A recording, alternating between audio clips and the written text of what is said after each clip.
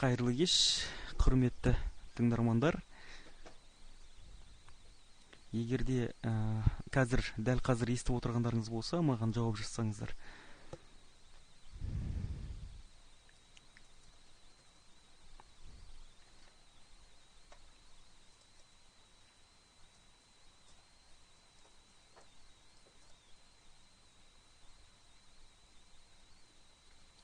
Сел сарқыт. Қайырлы кеш. Тағы да кім бар екен?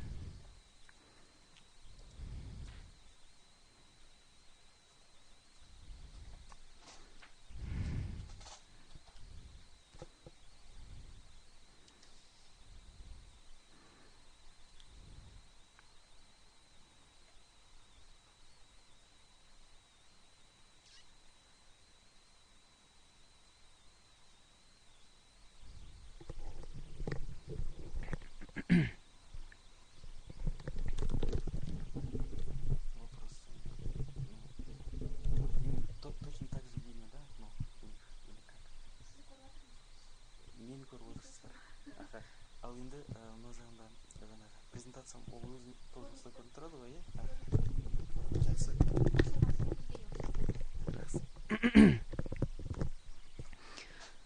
Ал құрметті тыңдармандар, бірден көп ұзартпай, көп создырмай, күттірмей дәрісімізді бастай берсек, бүгінгі біздің қарастырып отыратын тақырыбымыз ол инвестициялық тәуекелдер, даму және қаржы құю стратегиясы болып табылады. Жалпы инвестиция деген сөздің өзі менің ойымша бүгінгі таңда бәріне жаңағындай таңсық емес. Бүгінгі таңда барлығы бұл сөзбен таныс деп айтуға болады. Және де инвестиция дегеніміз не екенін егерде бірден сіздерден жаңағы жауапты қабылдау алу мүмкіндігі болса сұрайтын едім. Енді сіздер жауабын біледі деген үміттемін. Бір сөзбен түсініктер айтатын болсақ, бұл белгілі бір істі жүргізу үшін, дамыту үшін сол салаға қаражат салу болып табылады. Ал енді инвестициялық тәуекелге қатысты айтатын болсақ, алдымен ең әуелі тәуекел деген сөзге тоқталып кетсек, қазір тәуекел дегеніміз ол тарихи экономикалық категория екені анық. Біріншіден, тарихи категория ретінде ол адамзат баласы саналы түрде сезінетін қауіп деген ұғымды білдіреді. Яғни белгілі дәрежеде қауіп қатерді күткендіктен біз тәуекел түсінігін пайдаланамыз. Ал енді өркениеттің даму деңгейіне көтеріле отыра, бүгінгі заманда біз осындай қазіргі заманға өте отыра, қазіргі ақпараттың заманында, нарықтық экономика заманында бұл экономикалық категория ретінде де таныла бастады. Яғни кез келген адамдар өздерінің меншіктерін одан ары ұлғайту үшін, қандай да бір кәсіп ашу үшін, я болмаса бар кәсіптерін одан ары дамыту үшін белгілі дәрежеде осындай тәуекелге барады. Ол қаржысын салады, я болмаса сол қаржысын ұлғайтудың мақсатында белгілі бір бірнеше іс-әрекеттерді, іскерлік іс-әрекеттерді істей бастайды деп айтуға болады. Ары қарай кеттік. Енді мен тәуекел деген түсініктің негізінде осы қаржылық тәуекел дегенге тоқталғым келіп отыр. Қаржылық тәуекел ол кәсіпорынның қаржы институттарымен, банктер, қаржылық инвестициялық сақтандыру компанияларымен, биржалармен жандай байланыста туындайды деп қарастыруға болады. Мұндай тәуекелге себеп болатын жайттар ол инфляция деңгейі мемлекеттегі, банктердегі ставкалар, пайыздық мөлшерлемелердің көлемі, құнды қағаздар бағасының күрт төмендеп кетуі. Бұл қаржының белгілі дәрежеде жоғалып кетуіне өзінің септігін тигізіп отырады. Мысалға, осындай кезде қаржылық тәуекел пайда болады. Енді қаржылық тәуекелдің өзі бұл екі негізгі бөліктен тұрады. Ол ақшаның құндылығына, яғни сатып алу мүмкіндігіне байланысты. Екіншісі қаржы құюға, инвестиция салуға байланысты болып табылады. Ақшаның құндылығына байланысты қаржылық тәуекелдің өзі бұл бірнеше бөліктерден тұрады. Оны валюталық деп қарастыруға болады, инфляциялық, дефляциялық, я болмаса өтімділік деп, ликвидность деп айтып жатамыз. Түсініктірек болу үшін әрқайсысына тоқталып кететін болсам, ол ақшаның құндылығына байланысты тәуекел. Мысалға, инфляция ол түсінікті жағдай. Ең бірінші инфляциядан бастасақ, мысалға жыл сайын біз білеміз, бүгінгі ақшамыз ол ертеңгі құнсызданған ақша. Мысалға бүгін біздің 100 мың теңгеміз болса, бір жыл өткеннен кейін қарайтын болсақ, ол 100 мың теңге деп қарауға болмайды. Оның құны әлдеқайда төмендеген деп қарастыруға болады. Осындай жағдайда біз білеміз, белгілі дәрежеде біздегі бар қаражаттың барлығы жылдың өтуіменен, уақыттың өтуіменен ол әлдеқайда төмендеген, белгілі дәрежеде құны төмендеген ақша болып табылады. Осы кезде біз білеміз, қаражатты сақтау кезінде, қаражатты одан ары дамытамын деген адам үшін қанша белгілі дәрежеде жинаған қоры болатын болса, ол қордың белгілі дәрежеде жыл өткен сайын құнсыздану дәрежесіне ұшырайтындығын атап өткен дұрыс. Осы кезде бізде инфляциялық тәуекел пайда болады. Дефляциялық тәуекел деген бар. Бұл керісінше инфляцияға қарама-қайшы жүреді. Яғни керісінше ақшаның құнды болуына байланысты болып отыратын тәуекелді айтуға болады.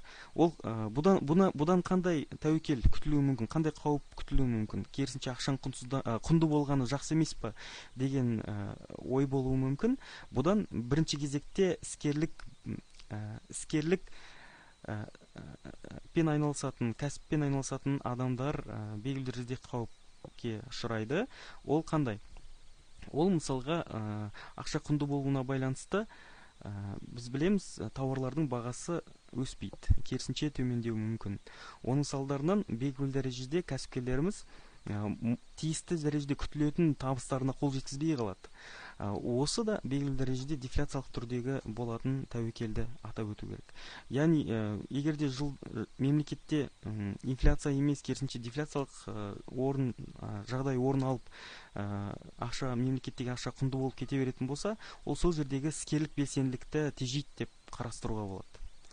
Дәл сол сияқты валюталық ол түсінікті жағдай, ол девальвация деген түсінікті сіздер барлықтарыңыз бүгінде білесіздер. Мысалға 2009-да бір девальвация болды, өткен жылдарда 2014-те девальвация болды, 2015-те мінекей біз еркін айналымға өтуге байланысты девальвацияның ең бір шарықтау шыңын көрдік. $1 380 теңгеден асып жығылған кездері болды, ақпан айында мысалға. Бұл жағдайға да қарап отыра біз білеміз, белгілі дәрежеде біздегі бар қаражаттың егер біз теңге күйінде сақтаған болсақ, олардың құнын жоғалтқанын көреміз. Себебі біз көптеген тауарларды әлемдік дәрежеде басқа мемлекеттерден мүмкіндігінше доллармен сатып алып отырамыз. Себебі ол тауарлар біздің мемлекетімізде шықпағандықтан және шетелдегі тауарларға біз зәру болғандықтан, өмір сүруімізге қажетті тауарларды сатып алуға мәжбүр болғандықтан, әрине ол валюталық факторда өзінің септігін тигізеді. Яғни әрине мынандай түсінікті көп айтады, несіне шошисыңдар, мысалға әсіресе шенеуніктер айтып жатады. Біз теңгемен ғана заттарды сатып аламыз ғой, өзімізге керекті заттарды, қажетті азық-түлік заттарын бәрін теңгемен сатып аламыз ғой деп айтып жатады. Бірақ шын мәнінде егер статистикаға жүгінетін болсақ, Қазақстанда 10% тауарлар ғана бізде өндіріледі. Қалған 87% тауарлардың барлығын біз шетелден алып келеміз.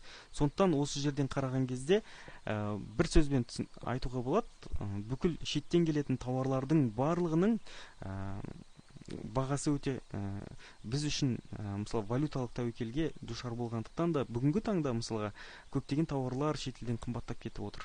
Әсіресе осыдан көруге болады, біздегі халықтың жалақы қоры азайып кетті деп айтуға болады. Мысалға осыдан бір жыл бұрынғы мысалы 100-200 мыңға сатып алатын заттарды бүгінгі таңда ондай көлемде сатып аламайтындығына біз көз жеткізе аламыз. Енді өтімділік дегенді ликвидность деп айтады. Бұл түсінікті жағдай, көп жағдайда мысалға қайбір валютаның өзіне де егерде теңгеге деген сұраныс көп болатын болса, ол теңгенің өтімділігін қамтамасыз етеді. Егерде мысалға демек мемлекет халықтың арасында дәрежеде белгілі бір валютаға деген сұраныс пайда болып жатса, ол сол валютаның өтімділігін қамтамасыз етеді деп қарастыруға болады. Енді ары қарай кеттік. Енді инвестициялық тәуекелге қатысты тоқталатын болсақ, негізінде инвестициялық тәуекелде мынандай бір қауіптері бар. Пайда табу мүмкіндігін қолдан шығарып алу. Бұл енді көп жағдайда болып жатады, әсіресе бизнеспен іскерлікпен айналысатын азаматтарда дер кезінде уақытында қабылданбаған шешімнің нәтижесінде өзінде бар қаражаттан айырылып қалып жататындығын байқаймыз. Және де табыстың азаюы қауіп қатері. Ол да сол жаңағы белгілі дәрежеде әсер етіп жатқан инфляциялық факторлардың, валюталық, девальвациялық факторлардың әсерінен біз бүгінгі таңда табыстың азаюын көріп отырмыз. Және қолдағы қаржыдан айырылу. Ондай жағдайда болып жатады, яғни ол белгілі бір құнды қағазға салу нәтижесінде, құнды қағаздың бағаларының күрт төмендеп кетуінің нәтижесінде осындай қолда бар қаражаттан да айырылып қалу мүмкіндігі болып отырады. Енді халық даналығын жазып қойдым. Тәуекел түбі жел қайық, өтесіңде кетесің деген сөзді біз көп естіп жатамыз. Расымен де біздің қазақ халқына егер қарайтын болсақ, менталитетінде өте қатты тәуекелдікке бел буатын халықтың бірі ретінде қарастыруға болады. Ай тәуекел деп жүре береміз. Бірақ та енді біз бір нәрсені анық білу керекпіз. Расымен де тәуекел сіз ешқандай іскерлік белсенділікке қол жеткізу мүмкін емес. Іскерлік нәтижеге, іскерлік қандай да бір жетістікке қол жеткізу мүмкін емес. Адам егерде нақты бір кәсіптің иесі болып үлкен дәрежеге қол жеткізгісі келсе, әрине міндетті түрде бірінші тәуекелге бару керек. Өзінің қолында бар қаражатты қандай да бір айналымға салу, қандай да бір кәсіптің басын ашып, көзін ашуға ұмтылатын болса, ол белгілі дәрежеде үлкен жетістіктерден жетіп жататыны анық деп айтуға болады. Әрине, бірақ бір нәрсені біз ескеруіміз керекпіз. Дәл қаржылық кәсіпкерлікке қатысты айтатын болған кезде қазағымыздың айтып жүрген жеті рет өлшеп бір рет кес деген сөзін әлдеқайда орынды екендігін айтып өту керек. Себебі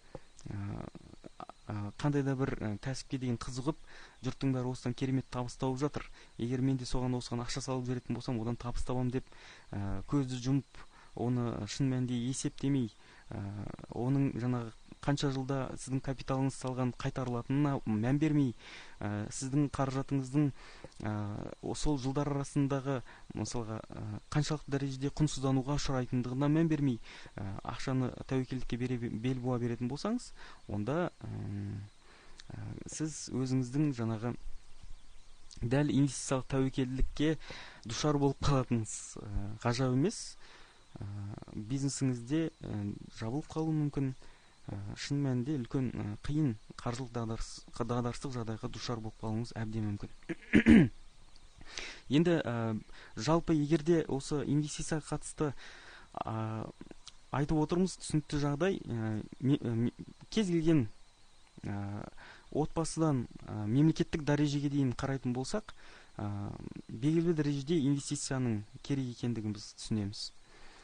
Қарапайым ғана отбасының өзінде де біз бала тәрбиесіне, мысалға баланы оқыту үшін, болашақ маман ретінде, тұлға ретінде қалыптасу үшін оған да инвестиция салып жатамыз.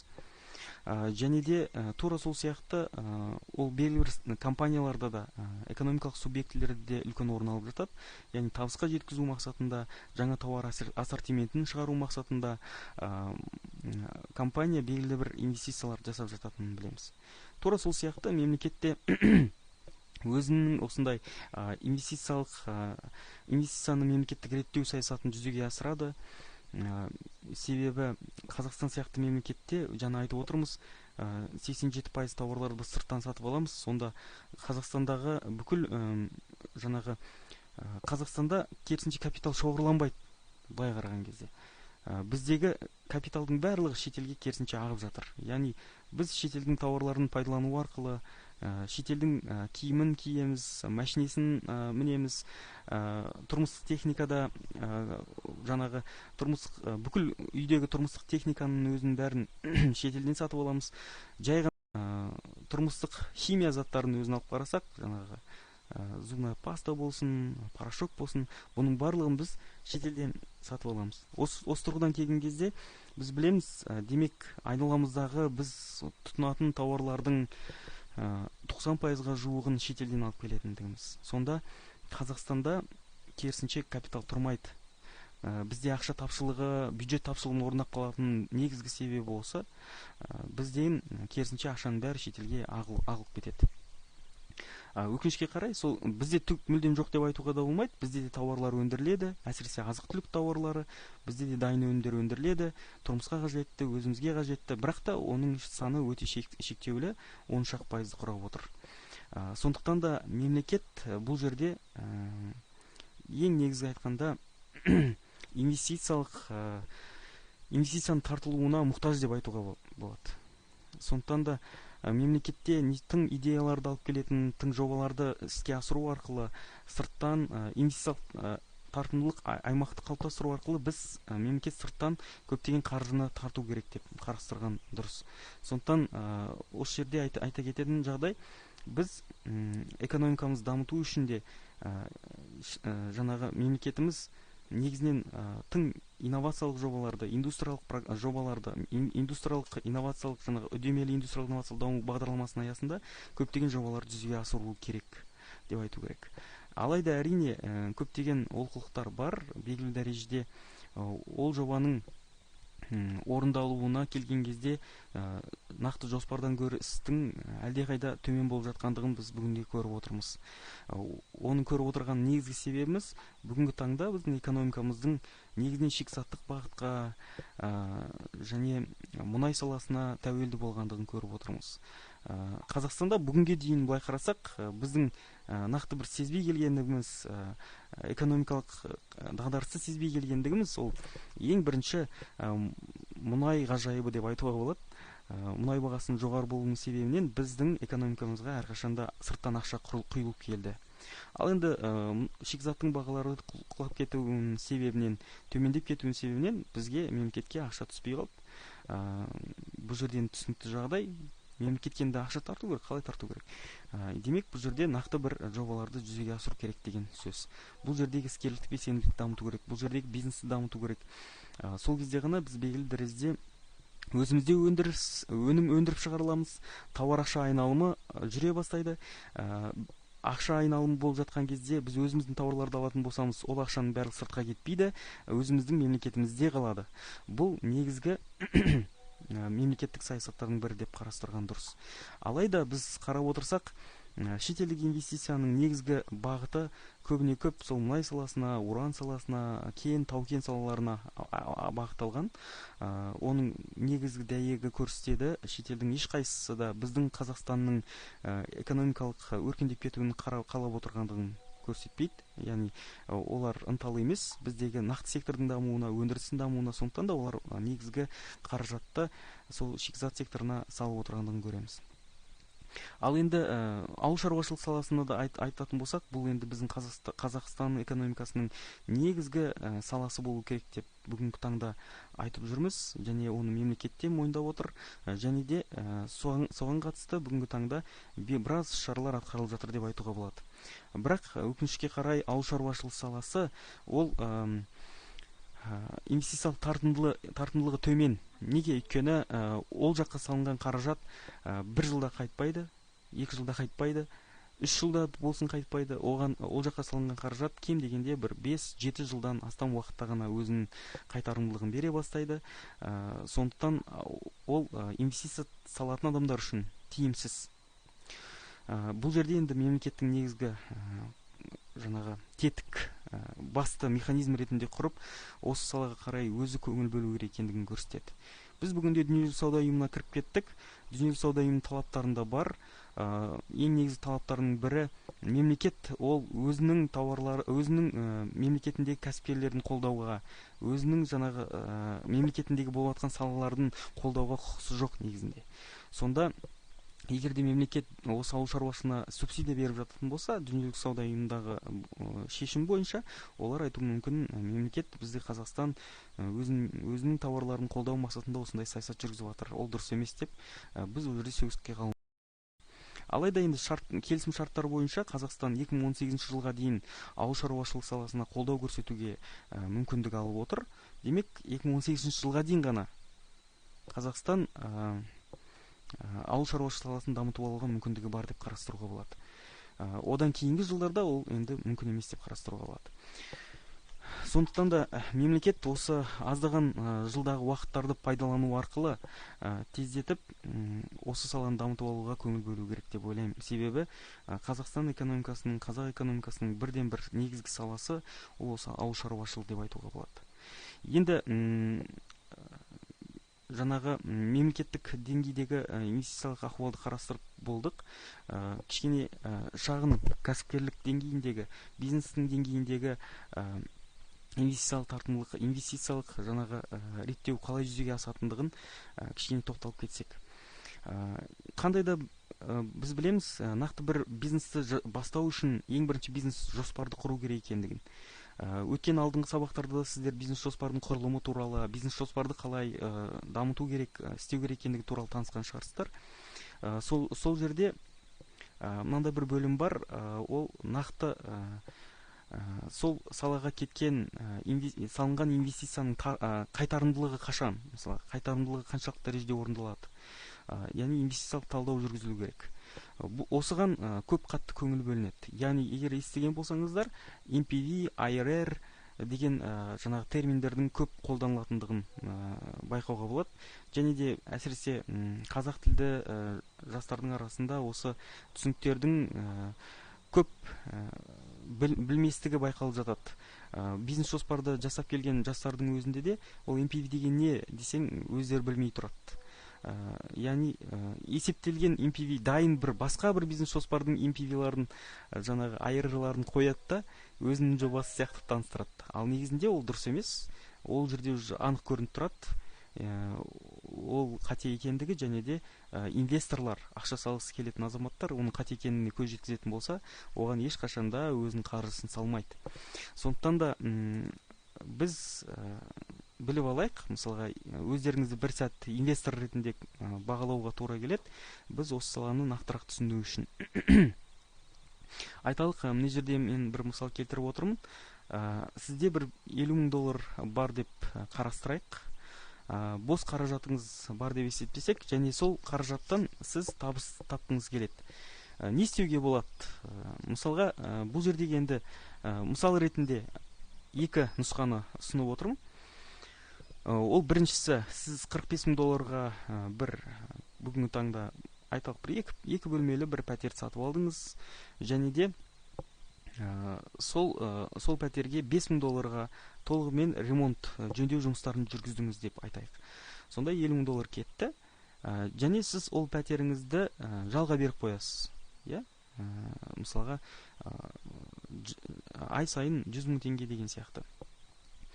Шамамен жылына сіз $6,000-дай ақша тауып отырыңыз деп айтайық. Бұл енді тура көрсеткіштер емес, мысал ретінде келтіріліп отыр. Сондықтан да $6,000 шықпайды ғой деп ойлап қалмаңыздар. Бұл жерде енді бірінші мысал. Және де 5 жылдан кейін сіз $6,000-дан алып келесіз де, оны тағы да $45,000-ға сатып жүру керексіз. Бұл бірінші жол. Екінші жолы, сіз сол жаңағы ақшаңызды, $50,000-ыңызды аласыз да, банкке депозитке салып қоясыз. Және де оның жаңағы пайыздық мөлшерлемесі 5% деп. Бұл енді шартты түрдегі көрсеткіштер. Бүгінгі таңда 5% емес. Ол теңгелік депозиттерде 15%-ға дейін, одан да көп. Ал долларлық депозиттерде 2% екендігін атап өту керекпіз. Кеттік. Осы жерде артқа қарай кетіп қалдық қазір.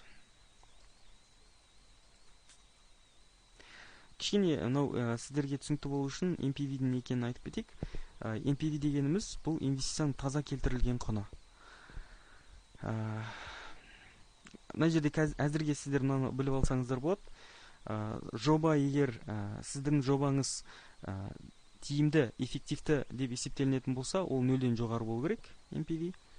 Егер 0-ге тең болса, онда шығынсыз, сіз салған ақшаңызды сол 5 жыл болса да сол күйінде ғана алып отырасыз деген сөз. Ал егер де сіз салған ақша, егер 4-5 жылдан кейін 0-ден төмен болып кететін болса, NPV сол жердегі ол жаңағы сіз одан ешқандай инвестициялық табыс көре алмадыңыз деген сөз. Ол ешқандай керісінше тиімсіз жоба ретінде қарастырылады. Құрметті тыңдармандар, менде сіздерге арнап жаңа Excel формасына салып есептеп келген есептерім бар еді, сіздерге түсінікті болу үшін. Егер сіздерге қол жетімді болса, соған кіріп ашып көрсеңіздер, мен сол жерде сіздерге мүмкіндігінше түсіндіруге тырысып көрсем. Жауап жазсаңыздар, егер тыңдап отырсаңыздар.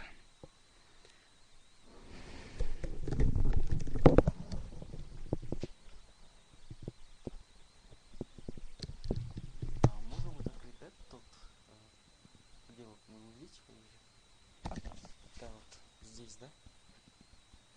Вот здесь. Расчеты нет?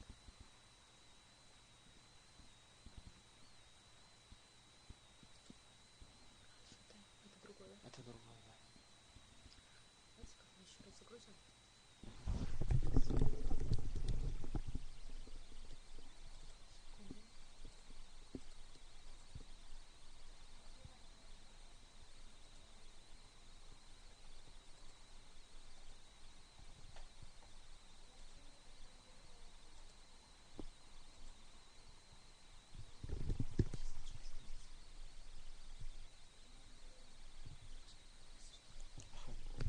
Пока нельзя.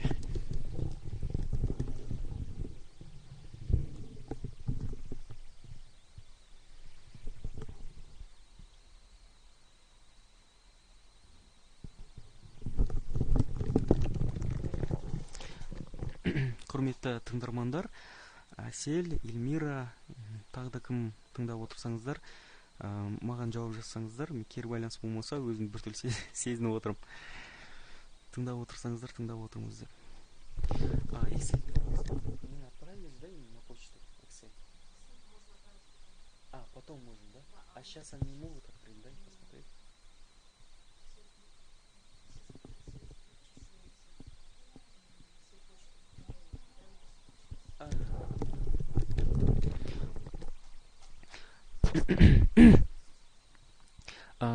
Мына жерде өкінішке қарай Excel формасындағы есептер ашылмай жатыр. Сіздер почталарыңыз болса жазып жіберсеңіздер, біз сіздің почтаңызға лақтырсақ, сөйтіп сіз ашып отырсаңыз, мен мүмкіндігінше түсіндіріп көрсем, енді осылай амалдасақ.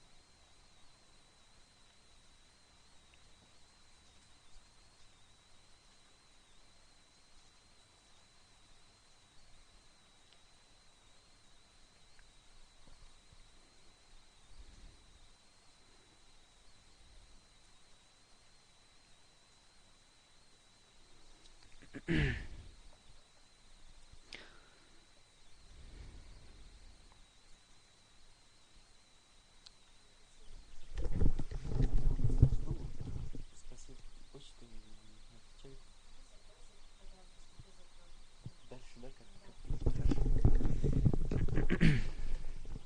Ну, они слушают, да, они не ушли. Так и ясно.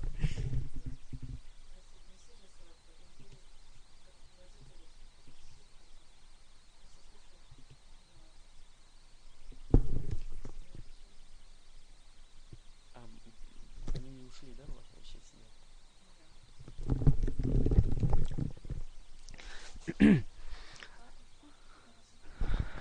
Құрметті тыңдармандар,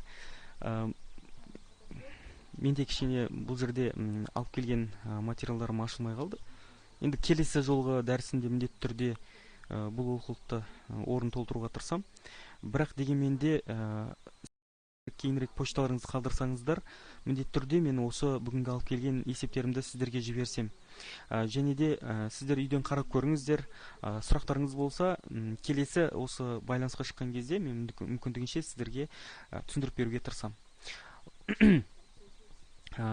Қазір енді мүмкіндігінше мен сіздерге осы жаңағы ауызша түсіндіріп беруге тырысайын. NPV деген не деп сұрап жатады көп адамдар. Бұл былай. Жаңағы алдыңғы мысалға оралатын болсақ, айталық сіз пәтер сатып алдыңызда $45,000 шығындалдыңыз.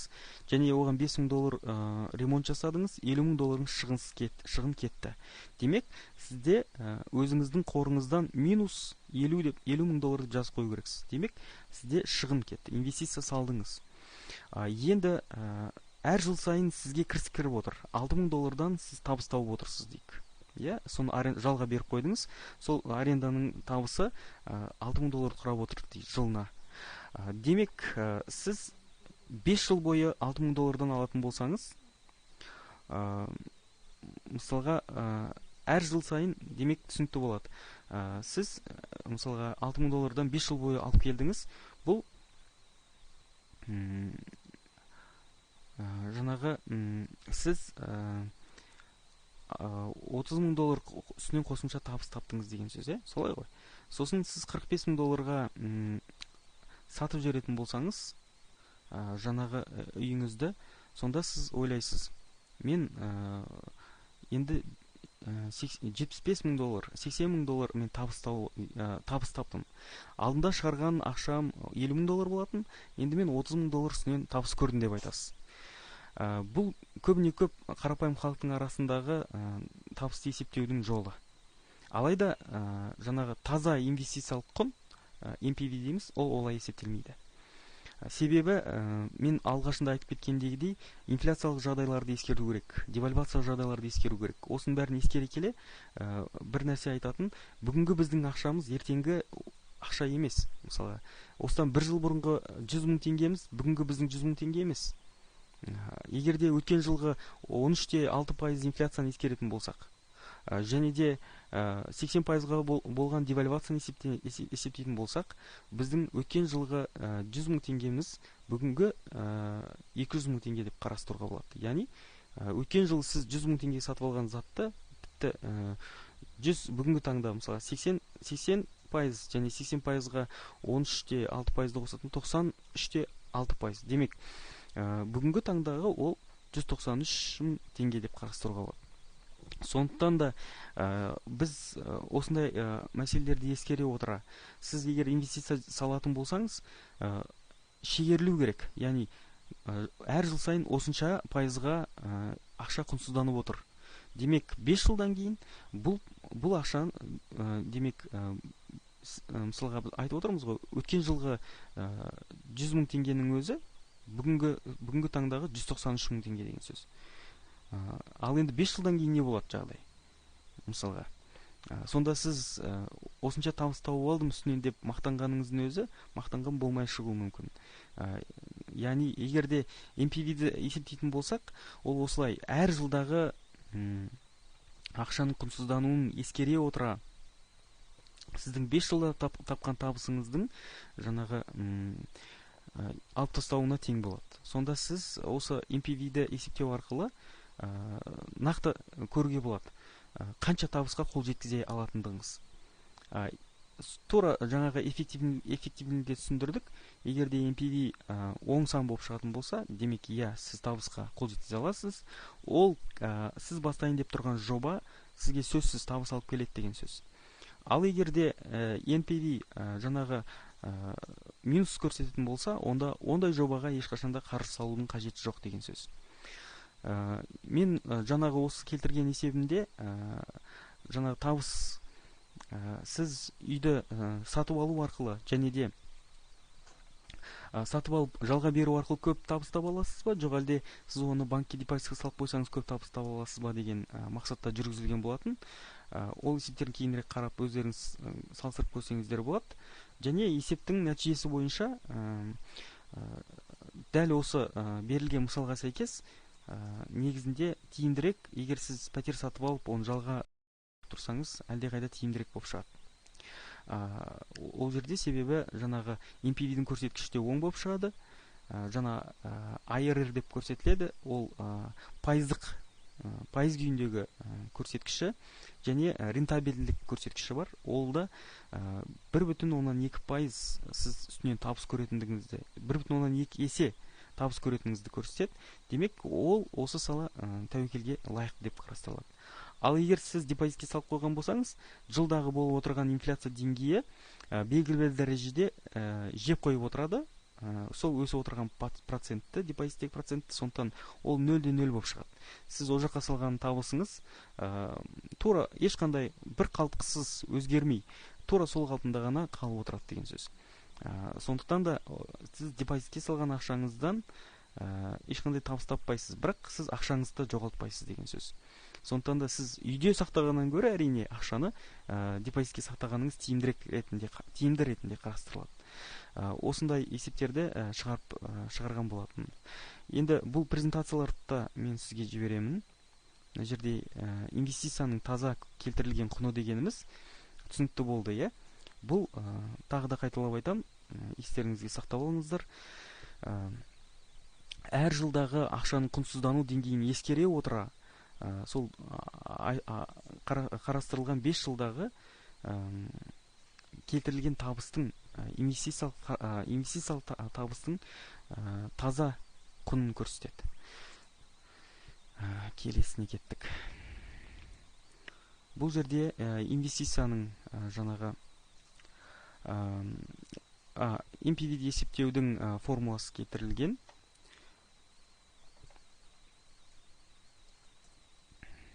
Мінекей, осы формула арқылы келтірілген, мысалы, инвестицияның таза келтірілген құнының формуласы осылай есептелінеді. Яғни, бұл жердегі CF0, 1, CF2, N-ға дейінгі көрсеткіштердің барлығы жылдар бойынша инвестициялардың номиналды ақша ағымдарын көрсетеді.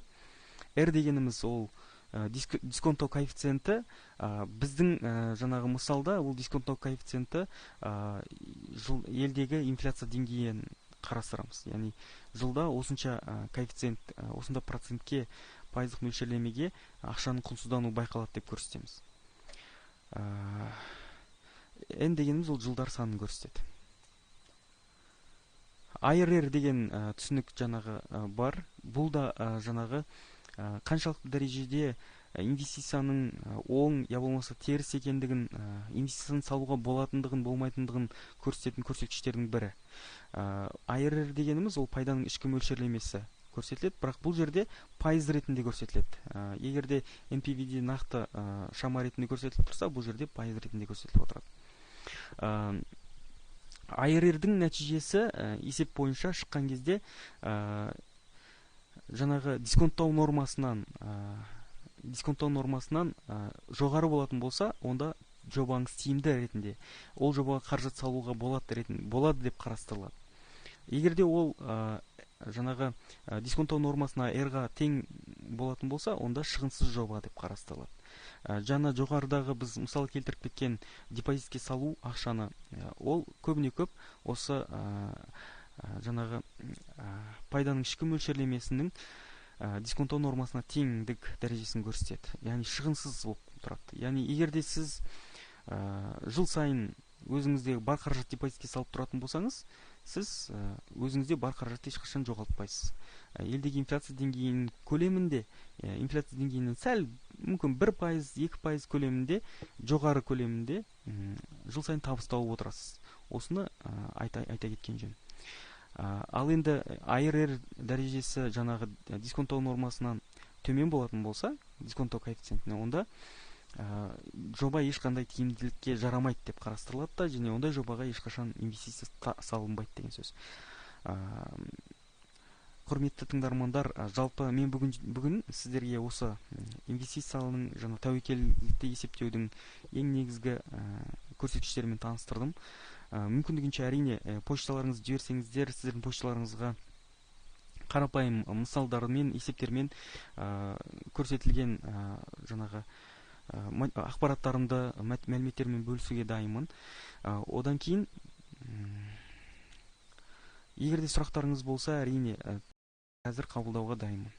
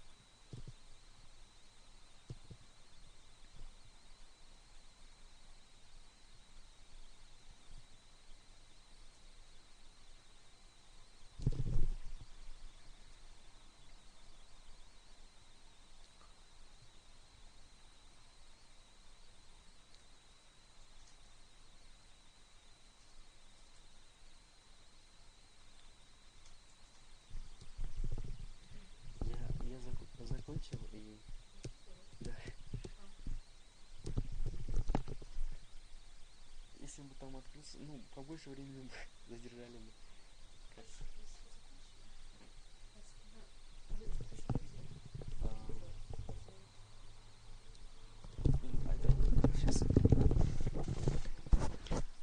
Құрметті бүгін дәріс тыңдаушылар, осындай байланысқа шығып тыңдағандарыңыз үшін үлкен алғысымды білдіргім келеді. Әрине, егер де қызықты болатын болса, өзімде бар ақпараттарымды бөлісуге дайынмын. Егер почталарыңызды жазып жіберсеңіздер, міндетті түрде почталарыңызға барлық есептерде, бүгінгі мәліметтерде, ақпараттарды жіберуге тырысамын. Және де келесі жолға біздің тақырыбымыз туралы кішкене шолу айтып кетейін. Ол несие және несиені қалай тиімді алудың жолдары болады. Өте қызықты тақырып, себебі көп жағдайда бізде әсіресе қазақ тілді азаматтарда банк қаржы менеджермен кездесу барысында болсын, несиені тиімді алу жағынан ұтылып қалып жататын кездер болады. Сондықтан да несиені тиімді алудың жолдарын қалай білуге болады, қалай тиімді несие алуға болады деген қызықтыратын болса, келесі вебинарға сіздерді шақырамын. Рахмет бүгінгі тыңдағандарыңыз үшін. Сау болыңыздар.